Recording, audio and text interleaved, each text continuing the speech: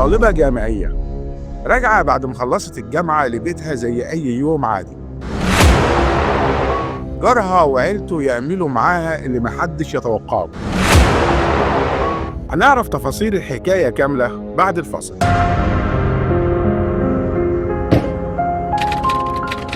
السلام عليكم، اهلا بيكم في حكايه جديده من حكايات مع الناس. لو اول مره تشوفنا يشرفنا اشتراكك في القناه، وما تنسوش من دعمنا بلايك عشان الفيديو ينتشر. حفيظه بنت الجزائر، بنت عندها 23 سنه، طالبه جامعيه بتدرس اللغه الفرنسيه في احدى الجامعات، عايشه في مدينه اسمها بسكره في شرق الجزائر. ليها جار عنده 34 سنه بيشتغل في مجال مواد البناء اللي ظاهر في الصوره امام حضراتكم دلوقتي. في اليوم ده كان جارها في الشقه لوحده ومفيش أي حد من أفراد عيلته موجود معاه. حفيظة داخل العمارة اللي ساكنة فيها.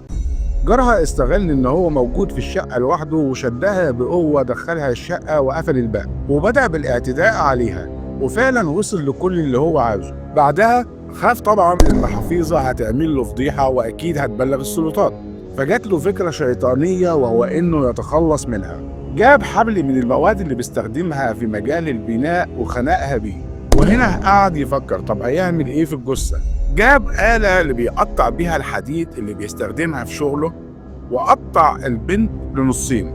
بعد شوية عيلته رجعت للمنزل فشافوا الجريمة والمصيبة اللي ابنهم عملها. وهنا كانت الصدمة الكبيرة إن عيلته كمان اشتركوا معاه في تكملة الجريمة. أخدوا النص السفلي للفتاة وقطعوه لقطع صغيرة وحطوه في أكياس بتاعة القمامة ووزعوه في أماكن مختلفة في المدينة، وده طبعا ظنا منهم إن الحكومة مش هتعرف توصل لهم.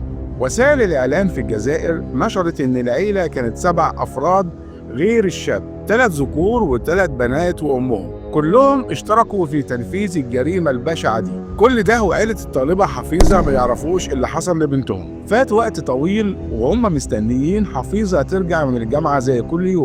حفيظة اتأخرت كتير عن ميعادها. راحوا للأمن علشان يعملوا بلاغ باختفاء بنتهم اللي ما رجعتش. بالصدفة ووقت البلاغ بيجي اتصال للشرطة بيبلغ عن وجود نص جثة موجودة في كيس من أكياس القمامة. بتنتقل قوات الأمن للمكان وبياخدوا النص جثة للمشرحة، وعيلة حفيظة بتروح للأسف بتتعرف على جثة البنت إن دي فعلا بنتهم. وبعد مجهود كبير من التحريات الدقيقة وتفريغ كاميرات المراقبة بيتوصل الأمن إن اللي عمل كده هو جارها، وبالفعل بيتقبض عليه وبيعترف بارتكابه الجريمة. وبعدها بيتقبض على باقي أفراد العيلة لأنهم طبعا اشتركوا معاه في تنفيذ الجريمة. ولحد وقت نشر الفيديو ده ما كانش لسه فيه حكم صدر على الجاني أو على حد من عيلته. دي كانت حكاية الطالبة حفيظة بنت الجزائر رحمها الله. شاركونا برأيكم في التعليقات، ايه الحكم اللي المفروض يتطبق على جارها ده وعلى أفراد عيلته؟ واستنونا في حكاية تانية جديدة من حكايات مع الناس. ومع الناس عشنا حكايات مع الناس قناة كل الناس.